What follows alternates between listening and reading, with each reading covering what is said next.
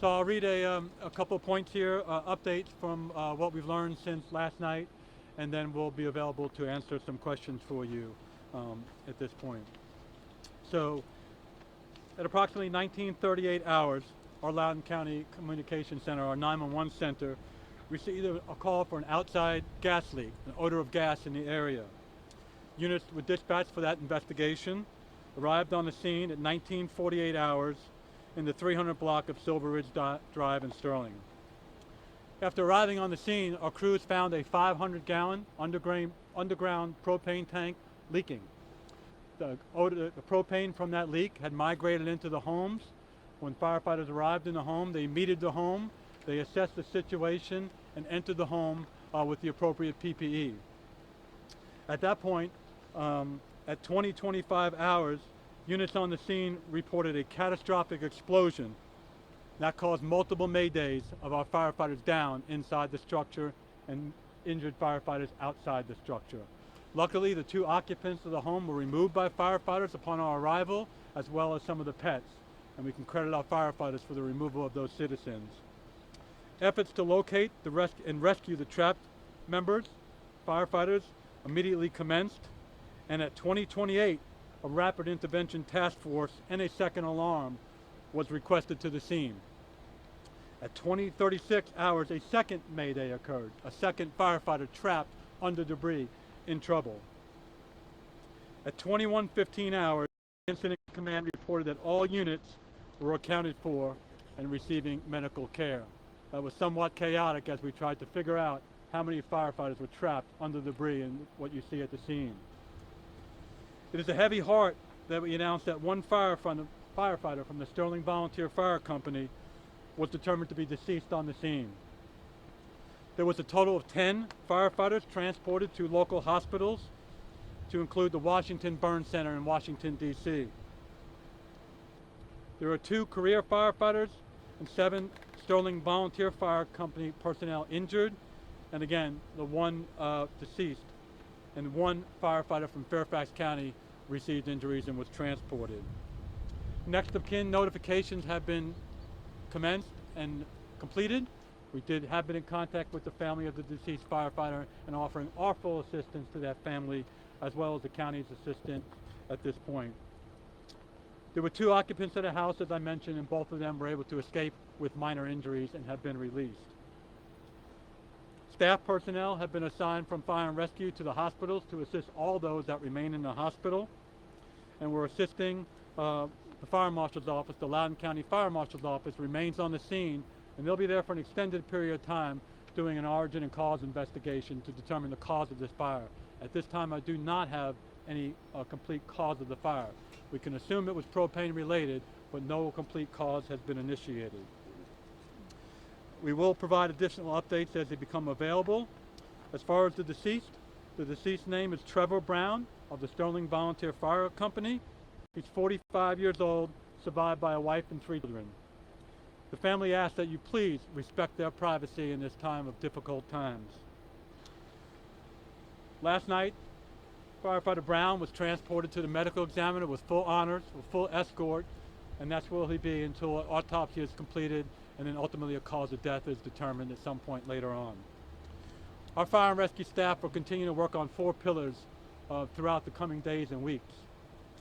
First and foremost is to take care of our family, our fire department family. Our system members' welfare is our highest priority, those that are in the hospital and those that have also received trauma on the scene of this emergency. We have an extensive behavioral health and peer support team in progress at this point, and we offer our full peer support to our members. As mentioned, we are completing the origin and cause investigation, which will take several days by our fire marshal staff. We also have a significant incident investigation team formed, which will look at all aspects of this incident, what we did right, what we could have done better, and that will be joined by members of outside Loudoun County Fire and Rescue to get an objective look at our investigation. And finally, we have a funeral to plan, and that work is already ongoing now to work with the family to honor their wishes so we can honor the loved one of firefighter Trevor Brown, and that is also ongoing. We are meeting with the family today. As of this time, Besides Trevor Brown, who is deceased, 4 members of our system remain in the hospital in varying levels of injury. We expect them all to survive and receiving care at least 3 of the hospitals in our area, to include Washington MedStar Hospital, Burn Center in DC. At this time, I and my staff and folks with me are available for questions. I can't imagine what is going through your mind. I can see, Phyllis, you are fighting back tears. Huge loss for the community. Can you talk to me about standing there and delivering this news? What's going through your mind? It is, as a fire chief, it's the worst thing we could possibly do, right? It's a thing we trained for not to do. In a sense, we lost a family member. We lost one of our own as a system. Doesn't matter if it's career or volunteer, we lost a family member. And quite frankly, it's like losing one of our own. In another sense, it's proud that, quite frankly, we're probably lucky we only have one fatality. 14 people injured. Our folks were in that house when it exploded. And that's a miracle. I just spoke with the homeowner with a minor injury, and we saved her. So our folks did their job. They showed up, and they did what they had to do. We prepare for this. We have a full plan for dealing with line of duty deaths. We hope we never have to use it, but we're using it today. Hey Chief, what do you want people to know who may have the same sort of gas system as this house, who may be smelling the things that some of the neighbors told us they were smelling throughout the afternoon and evening before a 911 call was actually placed, so that way something like this doesn't repeat itself? First and foremost, if they smell any type of gas, whether it's natural gas or propane, to call 911. That is, the occupant did the right thing. She called 911. She's alive today because she did. So this was a propane tank isolated to this home. So we have no expectation that this is a widespread problem or incident. It is isolated to this particular home. Part of our investigation will find out why this gas seeped out of the tank and why it went into the home and why, quite frankly, it exploded the home. So that's part of the investigation that's ongoing. And just to follow up, if I may, can you just go through that timeline one more time? Firefighters get there. How long after the firefighters are on the scene does the house explode? So our units arrived on the scene with a propane tank. I'm just looking at my notes here. We arrived at 1948 hours. Just within 10 minutes we arrived on the scene, again, for an investigation. The explosion happened at 25 hours. So again, we got on the scene at 1948. Going through that investigation, they probably started outside because that was the report of the leak, looking outside, entering the home, and then at some point 2025. We don't know what caused the explosion, but certainly any ignition source will cause an explosion if there's a level of gas. And then can you just speak to what it's like as a chief? I know it's part of the job. Sometimes it's what you sign up for, but having to plan a funeral for a fellow member of the fire and rescue community, what it's like? Devastating. Myself, the county administrator, spoke with the wife this morning. We delivered the news to her that her loved one died about 1 a.m. this morning. There's 3 children in the house, and we spoke to her this morning. Very strong woman, I will say, and we offered our full support. We will not leave her side until she asked us to leave her side. We have family liaisons that will be assigned to the family. So that's our focus now, is her, the wife and family, but our whole entire family. We have over 2,000 career and volunteer members of our system, and we have to support every one of them right now. So. You all didn't know Trevor Brown, just his character, what he was like. He was a member for 6 years. I'll offer Chief Buchanan, again, we're such a large system. I personally did not know Trevor Brown. About 6 years in our system. I know he did leave, move away for a little while, but he's back volunteering in the Sterling Volunteer Fire Company. Yeah, anything to add? As soon as he moved back into the area, he came back and rejoined. No, as soon as he got back in the area, he came back and rejoined the fire department. You know, he had to leave because of a job, and then came back to this area. But he's been a very dedicated member, and riding up there for, like I said, over 6 years now. You know, I think most of us, I know Chief Williams, most of us started as volunteers in our careers. I'm a 4th generation volunteer. It makes no difference whether you do this for pay or whether you do this for volunteers.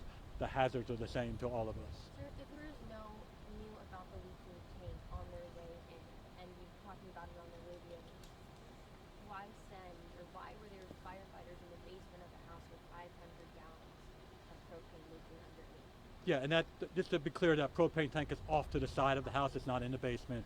But that tank, one, we have to check for occupants. We make sure that everybody's out of the house.